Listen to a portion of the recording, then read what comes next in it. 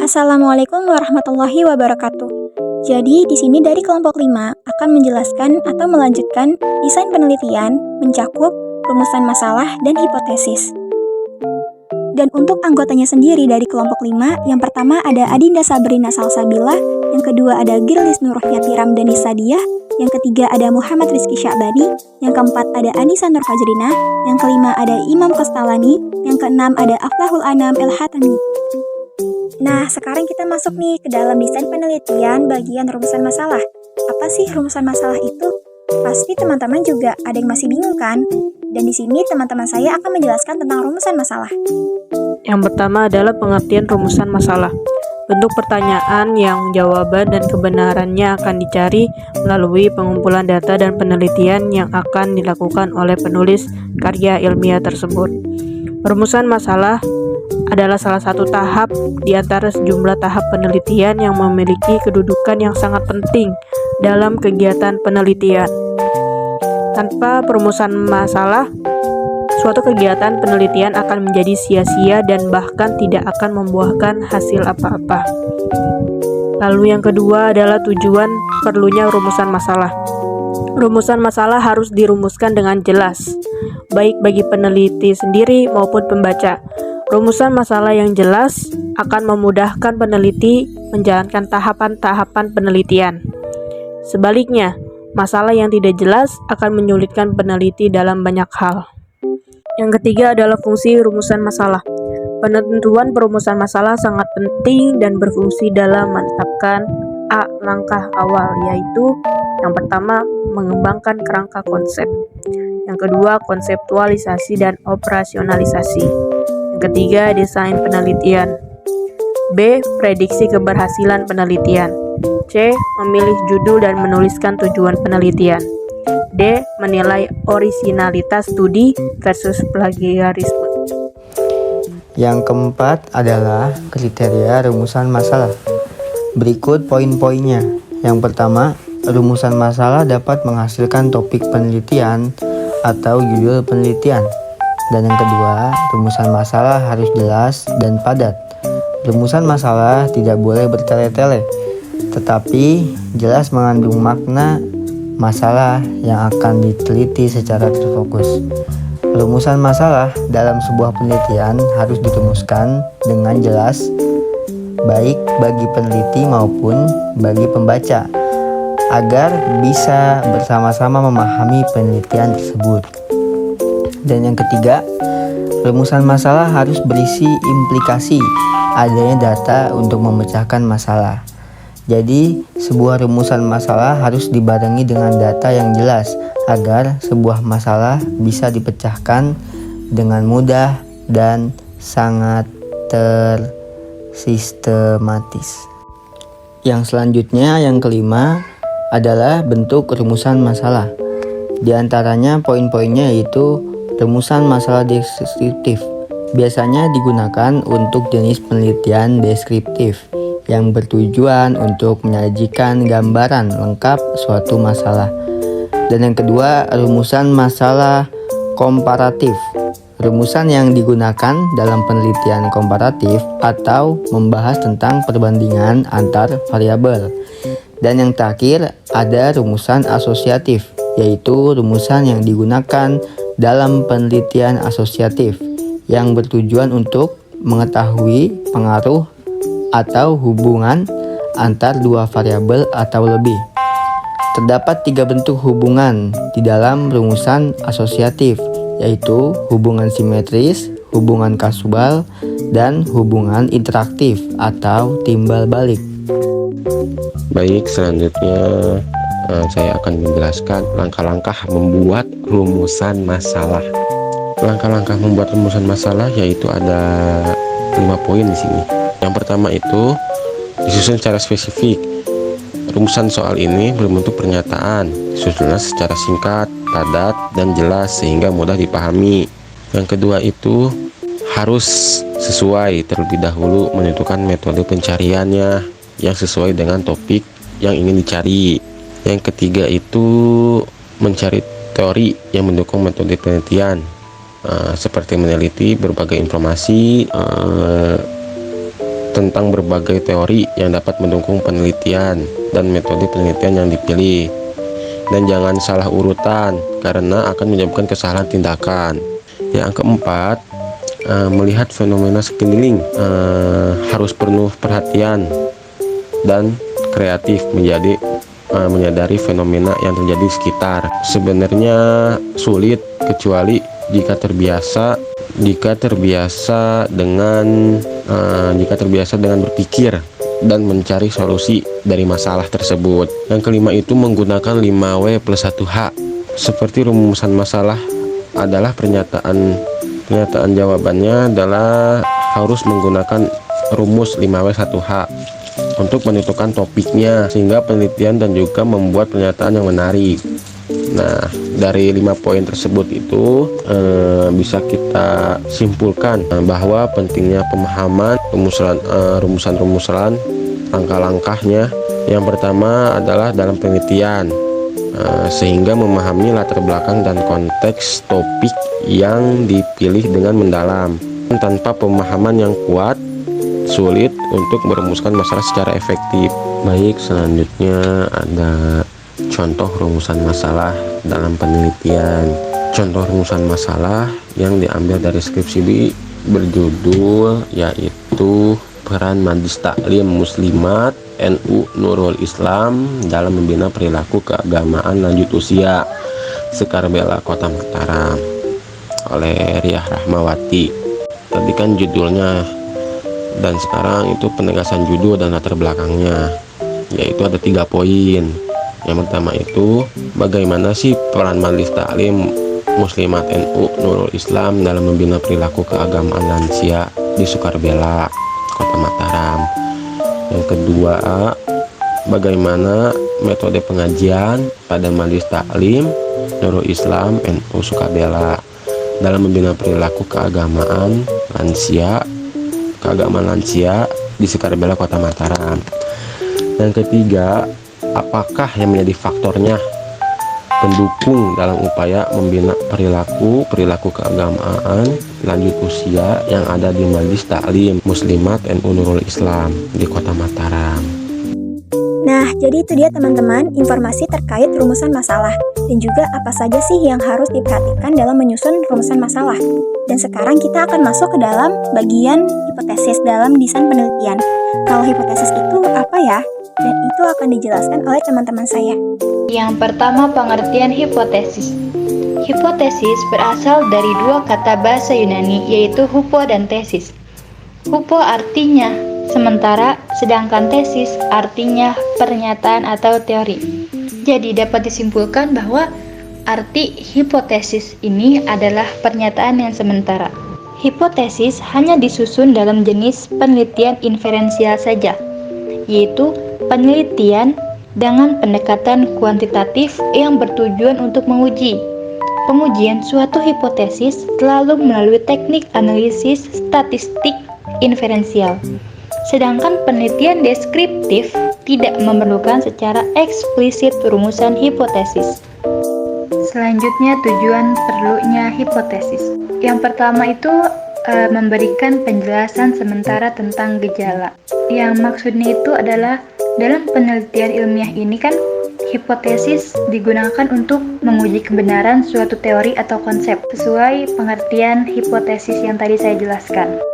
Tujuan yang kedua yaitu memberikan pernyataan hubungan yang bisa diuji. Jadi, hipotesis harus mampu menjelaskan hubungan antara fakta-fakta yang ada dan dapat diuji melalui pemikiran logika rasional ataupun bisa disebut menggunakan metode statistika yang sesuai. Penulisan hipotesis harus memenuhi beberapa ciri, yaitu seperti menyatakan hubungan antara variabel dan mengandung paksaan yang jelas mengenai hasil pengujian hubungan variabel tersebut.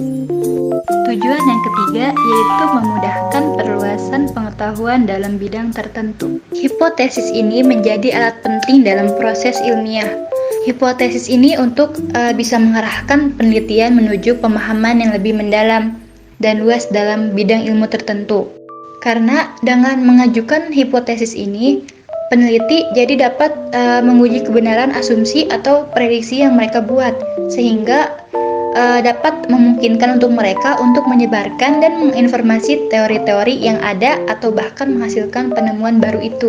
Tujuan perlunya hipotesis yang keempat yaitu memberikan kerangka untuk laporan penelitian. Dengan memiliki hipotesis yang jelas ini, peneliti dapat memfokuskan upaya mereka pada pengumpulan data yang relevan dan analisis yang tepat untuk menguji hipotesis tersebut. Adapun manfaat dari hipotesis diantaranya, yang pertama, membantu merumuskan tujuan penelitian. Manfaat yang kedua yaitu memperkuat kepercayaan diri. Hipotesis dapat memberikan kepercayaan diri pada peneliti karena ia dapat memprediksi hasil penelitian yang akan diperoleh. Dengan adanya hipotesis, peneliti ini dapat menguji kebenaran asumsi yang telah dibuat sebelumnya itu. Yang ketiga, meningkatkan efisiensi penelitian. Jadi, hipotesis ini membantu peneliti untuk fokus pada variabel-variabel yang relevan dan menghindari variabel yang tidak relevan. Yang keempat, meningkatkan kualitas penelitian. Dan manfaat hipotesis yang kelima yaitu meningkatkan pemahaman. Nah, maksudnya itu, hipotesis juga dapat membantu peneliti untuk memahami berbagai fenomena yang diteliti dengan lebih baik. Selanjutnya yang keempat ada ciri-ciri hipotesis menurut Susilo tahun 2015. Yang pertama, hipotesis dinyatakan dalam kalimat pernyataan atau declarative statement, bukan kalimat tanya. Jadi yang dimaksud di sini adalah statement tersebut sebagai pandangan peneliti berdasarkan hasil kajian teori yang digunakan.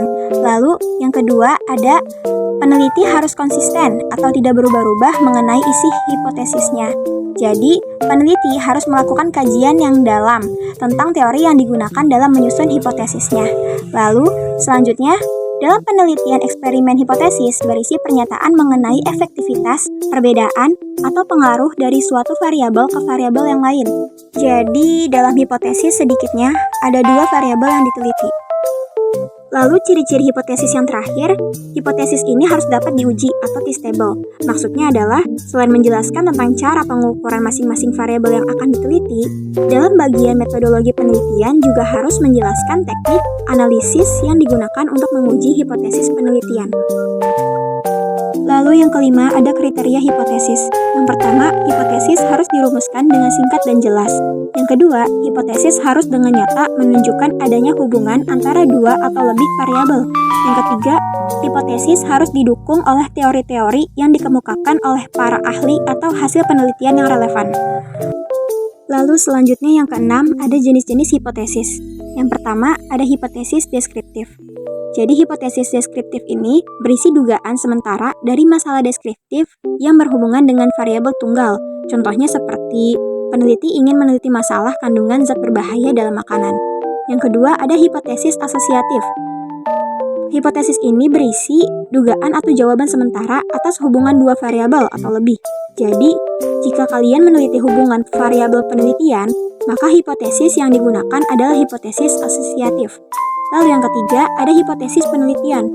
Hipotesis ini dikenal dengan hipotesis substantif, karena hipotesis ini berisi pernyataan mengenai relasi 2 variabel atau lebih.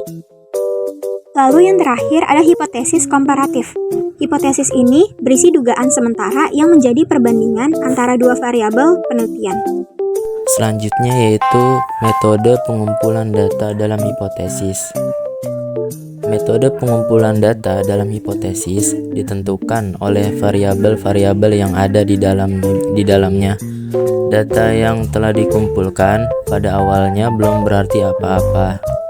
Oleh karena itu, perlu dilakukan proses analisis agar data menjadi informasi yang berguna. Terdapat 2 jenis teknik pengumpulan data yang sesuai dengan jenis datanya, yaitu data primer dan yang kedua data sekunder. Beberapa teknik pengumpulan data yang umum dilakukan oleh peneliti sosial antara lain kuesioner, studi pustaka, wawancara, dan observasi. Selanjutnya yaitu langkah-langkah membuat hipotesis.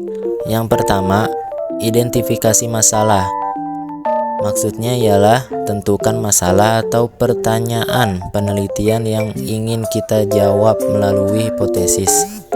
Yang kedua, tinjau literatur. Maksudnya yaitu meninjau pustaka untuk memahami penelitian terlebih dahulu yang terkait dengan masalah yang ingin kita buat. Hal ini akan membantu kita dalam merumuskan hipotesis yang relevan. Yang ketiga, tentukan variabel, yaitu identifikasi variabel-variabel yang terlibat dalam penelitian kita, baik variabel bebas maupun variabel yang terkait. Yang keempat, buat hipotesis nol dan hipotesis alternatif. Hipotesis nol adalah menyatakan bahwa tidak ada hubungan atau perbedaan antara variabel. Sementara hipotesis alternatif menyatakan sebaliknya dari hipotesis nol. Yang kelima, pilih tingkat signifikasi, yaitu tentukan tingkat signifikasi yang akan digunakan untuk menguji hipotesis Anda. Tingkat signifikasi umumnya diterapkan pada 0,05. Yang keenam, desain uji hipotesis, yaitu pilih metode statistik yang sesuai untuk menguji hipotesis kita, seperti uji T, uji F, dan uji C kuadrat. Yang terakhir, lakukan pengujian hipotesis, yaitu kumpulkan data-data dan lakukan analisis statistik untuk menguji kebenaran hipotesis kita. Dan yang selanjutnya yaitu contoh hipotesis. Contoh yang pertama, jika seseorang berolahraga secara teratur, maka ia akan memiliki tingkat kebugaran yang lebih tinggi dibandingkan mereka yang tidak berolahraga. Contoh yang kedua, jika tanaman diberikan pupuk yang cukup, maka tanaman akan tumbuh lebih cepat dibandingkan tanaman yang tidak diberikan pupuk.